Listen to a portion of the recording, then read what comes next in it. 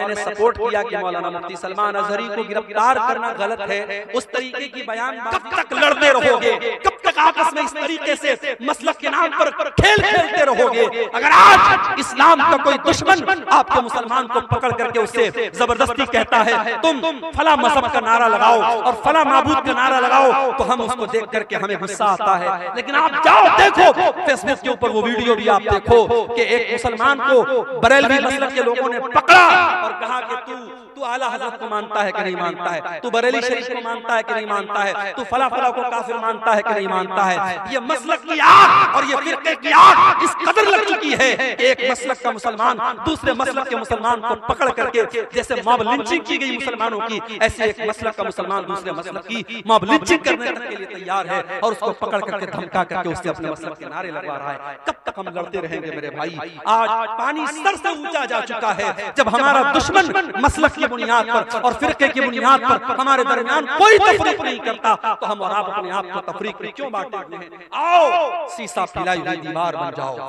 और मैं बड़ी खुशी के साथ कहता हूं, मैं पक्का सलफियुल मसलक अल्हम्दुलिल्लाह हूं और बनारस के जामिया सलफिया जो हमारी जमात का मरकजी इदारा है, वहां से मैंने तालीम हासिल की है। लेकिन आज अल्लाह का शुक्र है, फेसबुक के ऊपर आप देख लें, यूट्यूब के ऊपर आप देख लें, बड़ी तादाद में हमारे बरेलवी भाई, हमारे देवबंदी भाई भी मेरी तकरीरों को सुनते हैं। और यही मेराज का, शबे मेराज का मौका था, जिसको आमतौर से लोग शबे मेराज मानते हैं। हालांकि हमारा ये अकीदा नहीं है, हम ये तो मानते हैं कि अल्लाह के नबी को मेराज हुई, मगर मेराज कौन सी रात हुई, कौन से महीने में हुई, ये कंफर्मेशन हमें हदीसों की रोशनी में नहीं मिलता। लेकिन आमतौर से लोग 27 रजब को शबे मेराज मानते हैं कि उसी रात में मेराज हुई। बनारस से 100 किलोमीटर दूर, बनारस से 100 किलोमीटर दूर एक जगह पड़ती है मछली शहर, वहां पर बरेलवी भाई हर साल प्रोग्राम कराते हैं मेराजुल नबी के नाम पर। आप यूट्यूब पर जाके देख ले, वहां मुझे तकरीर का मौका दिया गया। बरेलवियों का मजमा है, उनके नारे लग रहे हैं, उनके उलमा बैठे हैं वहां पर। अल्हम्दुलिल्लाह मैंने तकरीर की और कुरान और हदीस की रोशनी में की, और जो सही बात है, जो किताब और सुन्नत की बात है, वो मैंने बयान की। मेरे भाइयों, हम चाहते हैं कि ऐसा माहौल बने, एक दूसरे का एहतराम हम करना सीखें, एक दूसरे के उलमा का एहतराम करना हम सीखें। हमारे जो इख्तिलाफात हैं, हम एक दायरे में रह करके उसको हल कर सकते हैं। लेकिन आज मसलक खेलने का टाइम नहीं है मेरे भाई। हमारी तारीख ये बताती है, अंदलुस जैसा मुल्क मुसलमानों से खाली हो गया, वहां की मस्जिदों को अस्तबल बना दिया गया, वहां की मस्जिदों में दास के अड्डे और शराब के अड्डे बन गए। क्यों?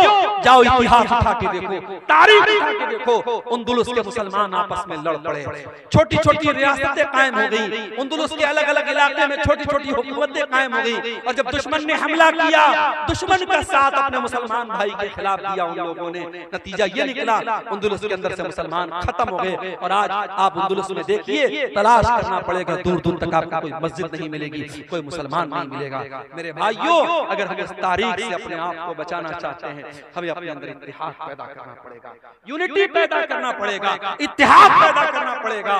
और जब हम इत्तेहाद की बात करते हैं तो माफ कीजिए, हर चीज में इत्तेहाद की बात आती है। आगे मुल्क में हुक्मरानी किसकी होगी, मुल्क के इक़्तिदार पर कौन बैठेगा, हम डिसाइड तो नहीं कर सकते कौन बैठेगा, मगर हम ये तो बता सकते हैं कि हम मुसलमान इस मुल्क में हम मुत्तहिद होकर के हम वोटिंग करते हैं। आने वाले इलेक्शन के मौके पर भी आप अपने वोट के जरिए ऐसी ताकतों को आप अपना वोट दीजिए जिनके बारे में आपको ये लगता है कि हाँ, ये मुल्क में अमन चैन और सुकून को बढ़ावा देगी। और ऐसी ताकतों को नाकाम कीजिए जो मुल्क के माहौल में नफरत का जहर घोलना चाहती हैं। मेरे भाइयों, हमें और आपको अपने अंदर इत्तेहाद पैदा करना पड़ेगा। कुरान क्या कहता है, वातसिमू बिहब्लिल्लाहि जमीआ, ऐ ईमान वालों तुम अल्लाह की रस्सी को मिलकर के थाम लो, वला तफर्रकू, और आपस में तुम फिरकों में न बंटो, वज़कुरू नेमतल्लाहि अलैकुम, और ऐ ईमान वालों तुम अल्लाह की नेमत को याद करो, इज़ कुंतुम आदान, जब तुम एक दूसरे के दुश्मन थे, फ़अल्लफ़ बैन क़ुलूबिकुम, अल्लाह ने अपने नबी को भेज करके तुम्हें भाई भाई बना दिया। आज तो हालात ये हैं, एक सगा भाई अपने सगे भाई की जमीन पर नाजायज कब्जा करके बैठा, एक सगा भाई, दोनों एक माँ के बच्चे हैं, एक पेट में पैदा, एक पेट से पैदा हुए हैं, एक बाप का खून दोनों की रगों में दौड़ रहा है। लेकिन सगा भाई अपने सगे भाई की जमीन पर नाजायज कब्जा करके बैठा है। सगा भाई अपने भाई के खिलाफ अदालत में केस लड़ रहा है और उसको मालूम है जमीन मेरी नहीं है, जायदाद मेरी नहीं है, मेरे भाई की है, मगर पैसे और जमीन और जायदाद की ऐसी लालच है, अपने भाई के खिलाफ केस लड़ रहा है। कान खोल करके सुन लो, मेरे नबी की अदालत का फैसला, दुनिया की अदालत का फैसला बाद में देखना, सुप्रीम कोर्ट और हाई कोर्ट का फैसला बाद में देखना, पहले देखो हमारे नबी की अदालत का क्या फैसला है। अल्लाह के नबी फरमाते हैं कि दो लोग मेरे पास आते हैं अपना केस लेकर, और एक आदमी की बात सुन करके मैं फैसला कर देता हूँ, क्योंकि मैं इंसान हूँ, मुझसे भी गलती हो सकती है। हो सकता है एक इंसान चिकनी चुपड़ी बातें करता हो, दूसरा इंसान अपनी बात ढंग से पेश न कर पाया हो। कान खोल करके सुन लो, अल्लाह के नबी फरमाते हैं अगर मैंने फैसला गलत कर दिया, जिसकी जमीन नहीं थी, जिसकी जायदाद नहीं थी, जिसका हिस्सा नहीं था, उसको मैंने दे दिया, फइन्नमा अक़तउ लहू क़ितअतम मिनन नार। कान खोल करके सुन लो, मैं उसको जमीन का टुकड़ा नहीं दे रहा हूँ, मैं उसको जहन्नम की आग का टुकड़ा दे रहा हूँ। ओ लोगों, अपने भाई की, अपनी बहन की जमीन आपने नाजायज तरीके से हथिया भी ली, आपने जमीन नहीं हथियाई, आपने बिल्डिंग नहीं ली, आपने घर नहीं लिया, आपने खेत नहीं लिया, आपने तो जहन्नम का टुकड़ा ले लिया, आपने तो बहुत बड़ा घाटे का सौदा कर लिया, घाटे का सौदा। मेरे भाइयों, कुरान कह रहा है कि मुत्तहिद हो जाओ, अल्लाह के बंदो भाई भाई बन जाओ। नबी के सहाबा भाई भाई बन करके रहे। मक्का के मुहाजिर जब मदीना पहुंचे, मदीना के अंसारियों ने खुले दिल से कहा कि हमारे भाइयों, हमारे घर के दरवाजे आपके लिए खुले हैं। यहाँ तक कहा जमीन मेरी है, खेत मेरा है, जायदाद मेरी है, लेकिन नबी ने आपको मेरा भाई बनाया है, आ जाओ हम जमीन के दो टुकड़े कर देते हैं, घर के दो हिस्से कर देते हैं, खेत के दो हिस्से कर देते हैं, आधा तुम ले लो, आधा मैं ले लेता हूँ। यहाँ तक कहा मेरी दो बीवियां हैं, तुम किसी एक को पसंद कर लो, मैं तलाक दे देता हूं, तुम निकाह कर लेना। कुर्बानी और मोहब्बत की ये मिसाल पूरे इंसानी इतिहास में कभी नहीं मिलती। मेरे भाइयों, हम और आप अपने गांव में आराम से सो रहे हैं, हम अपने घर में बच्चों के साथ आराम से सो रहे, वहां फलस्तीन में डेली बमबारी हो रही है और छोटे छोटे बच्चे मारे जा रहे हैं, और ये यूएन की रिपोर्ट है, अक़वाम मुत्तहिदा की रिपोर्ट है, अब तक लाखों बच्चे गाजा के अंदर मारे जा चुके हैं, मासूम बच्चे मर रहे हैं, और हमें रात में आराम से नींद पर, बिस्तर पर नींद आ रही है। नहीं मेरे भाई, मुसलमान तो वो होता है, चाहे फलस्तीन में उसका भाई मर रहा हो, चाहे दुनिया के किसी भी कोने में उसका भाई मर रहा हो, अपने भाई के मरने पर उसका दिल दुखी हो जाए, उसके कौम का कहीं बच्चा मारा जाए, उसको लगे मेरा बच्चा मर रहा है, कि कहीं किसी औरत की इज्जत टूटे, उसे लगे मेरी बहन की इज्जत टूट रही है, कहीं किसी का घर गिरे, उसे लगे मेरा घर गिर रहा है। नबी अकरम सल्लल्लाहु अलैहि वसल्लम फरमाते हैं कि अल मुमिनु लिल मुमिनि कल बुनियान यशुद्दु बाज़ुहु बाज़ा। मुसलमान तो मुसलमान के लिए एक इमारत की तरह होना चाहिए, एक बिल्डिंग की तरह होना चाहिए। जैसे एक बिल्डिंग जब तैयार होती है, उसमें पिलर्स भी खड़े किए जाते हैं, उसमें बाकायदा स्लैब भी डाला जाता है, उसमें सीमेंट का अपना रोल होता है, उसमें छड़ का अपना रोल होता है, उसमें सरिया का अपना रोल होता है। जैसे एक बिल्डिंग तैयार होती है और बिल्डिंग का हर मटेरियल दूसरे मटेरियल को ताकत देता है, मुसलमान मुसलमान को ताकत देने वाला बने, मुसलमान मुसलमान का सपोर्टर बने, मुसलमान मुसलमान का हमदर्द बने।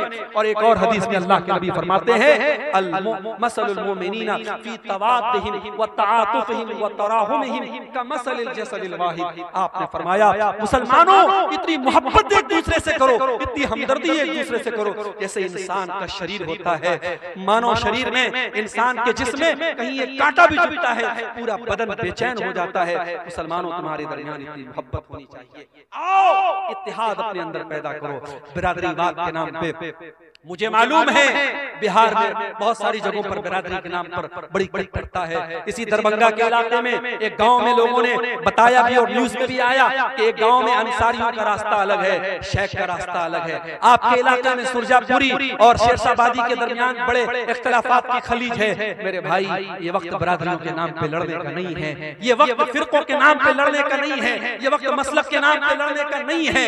हालात ये है आज मुसलमान जिस गांव में अक्सरियत में होते हैं वहां से भी मुसलमान के सरपंच खड़े जीत नहीं पाते। क्यों? क्योंकि सरपंच का चुनाव होता है, प्रधान का चुनाव होता है, मुसलमान उस गांव में मेजॉरिटी में है, लेकिन मुसलमान के 4 कैंडिडेट खड़े होते हैं, गैर मुस्लिम का 1 कैंडिडेट खड़ा होता है, और मुसलमानों के वोट 4 जगह तकसीम हो जाते हैं। गांव में मेजॉरिटी मुसलमानों की है, लेकिन प्रधान जो होता है, सरपंच जो होता है, वो गैर मुस्लिम बन जाता है। मेरे भाइयों, इत्तेहाद में ताकत है, यूनिटी में ताकत है। आज मुल्क के हालात इस बात का तकाजा करते हैं कि हम अपने अंदर इत्तेहाद पैदा करें। मेरे भाइयों, आज अल्लाह की मदद अगर चाहिए तो हमें और आप मुत्तहिद। इसी तरीके से अगर अल्लाह की मदद चाहते हो तो तौहीद की हिफाजत करो और शिर्क से बचो। अल्लाह मुशरिक की मदद कभी नहीं करेगा। अल्लाह का वादा है हम तुम्हारी मदद करेंगे। शर्त क्या है? वादल्लाहुल्लज़ीना आमनु मिनकुम व अमिलुस्सालिहाति लयस्तखलिफन्नहुम फिल अर्ज़ि कमस्तखलफल्लज़ीना मिन क़ब्लिहिम। ऐ ईमान वालो, अल्लाह का वादा है, अल्लाह जरूर तुम्हारी मदद करेगा, तुम्हें जमीन के अंदर इक़्तिदार भी अता करेगा, तुम्हारे खौफ को अमन और शांति से तब्दील कर देगा। शर्त क्या है? याबुदूननी ला युशरिकून बी शैया। शर्त ये है तुम मेरी इबादत करना और मेरी इबादत में किसी को शरीक न करना, शिर्क मत करना। आज हालत क्या है? हालत ये है कि अयोध्या से 300 मुसलमान लखनऊ से अयोध्या का सफर करते हैं। ये मैं मीडिया की रिपोर्ट आपको बता रहा हूं। 300 मुसलमान लखनऊ से अयोध्या का सफर करते हैं श्री रामचंद्र जी की जो नई मूर्ति और नया उनका जो वहां पे मंदिर बना है उसकी जियारत और दर्शन करने। माफ करना, एक मुसलमान होने के नाते हम श्री रामचंद्र जी का एहतराम करते हैं, उनका सम्मान करते हैं, मगर हम उनकी इबादत को जायज नहीं समझते। क्यों? हमारा अकीदा है ला इलाहा इल्लल्लाह, अल्लाह के सिवा कोई इबादत के लायक नहीं है। जो किसी का बेटा हो, जो किसी का बाप हो, जो किसी का भाई हो, जो किसी का शौहर हो, वो रब नहीं हो सकता, वो माबूद नहीं हो सकता। हमारा क्राइटेरिया बड़ा क्लियर है, कुल हुवल्लाहु अहद अल्लाहुस समद लम यलिद व लम यूलद व लम यकुल लहू कुफुवन अहद। अल्लाह एक है, अल्लाह बेनियाज है, अल्लाह का कोई बेटा नहीं, अल्लाह किसी का बेटा नहीं, और अल्लाह को किसी के मदद की जरूरत नहीं है, उसके बराबर कोई नहीं है। मेरे भाइयों, हम श्री रामचंद्र जी की और जो भी इस भारत देश में हमारे महापुरुष आए और नेक लोग आए, हम उनका सम्मान करते हैं, उनकी इज्जत करते हैं, उनका एहतराम करते हैं, मगर हम उनकी इबादत को जायज नहीं मानते। आज मुसलमान के अकीदे का ये हाल है। 300 मुसलमान जाते हैं और उनकी जियारत के लिए और उनके आगे सर झुकाने के लिए, और साहब मीडिया में उनका बड़ा महिमा मंडन होता है कि साहब ये है देश के सच्चे मुसलमान, ये देशभक्त मुसलमान है।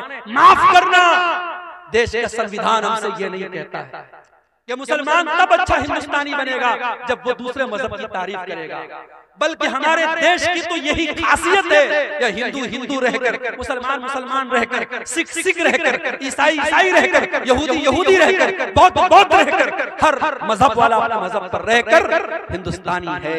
और हिंदुस्तान का संविधान और आईन उसे अपने मजहब पर अमल करने की आजादी देता है। मेरे भाइयों, हमारी हिंदुस्तानियत पर शक करने का किसी को कोई अधिकार नहीं है। इस मुल्क की आजादी में हमारे उलमा का खून शामिल है, हमारे उलमा का खून शामिल है। और आपके इसी बिहार की सरजमीन पर उलमाए सादिकपुर, पटना का एक इलाका और एक मोहल्ला था सादिकपुर, अंग्रेजों ने बुलडोजर चलवा दिए, पूरे मोहल्लों को खत्म करवा दिया। और जवाहरलाल नेहरू ने कभी कहा था कि मुल्क में की आजादी में तमाम लोगों की कुर्बानी एक तरफ है और उलमाए सादिकपुर की कुर्बानी एक तरफ है। मेरे प्यारे साथियों, हमारे उलमा के खून बहे हैं, हमारे उलमा ने फांसी के फंदे पर झूले हैं और काला पानी की सजाएं उन्होंने झेली हैं, तब जाकर ये मुल्क आजाद हुआ है। इस मुल्क को हम न कभी छोड़े हैं और न छोड़ेंगे इंशाअल्लाह। ये बात याद रखो मेरे भाइयों, इस मुल्क का कोई फैसला हमारी आवाज के बगैर अधूरा है, मगर हमें अपने हालात पर भी गौर करना पड़ेगा। हमें अपने हालात पर भी गौर करना पड़ेगा कि आज हमारा अकीदा जो हमारे दिन की सबसे मजबूत बुनियाद है, आज अकीदे का क्या हाल है। आज हम न्यूज में जब देखते हैं फला जगह मुसलमान लड़की इस्लाम छोड़ करके फला मजहब में दाखिल हो गई, तो हमारे सर तो शर्म से झुक जाते हैं। हमें शर्म आती है कि प्यार और मोहब्बत में इतनी ताकत है क्या? फेसबुक और इंस्टाग्राम पर किसी ने आई लव यू बोल दिया, मोहब्बत का इकरार कर दिया, तो हमारी मुसलमान बहन उसके प्यार में इतनी बिछ गई कि इस्लाम को उसने छोड़ दिया। क्या हमारी तरबियत में इतनी कमी थी? नहीं मेरे भाई।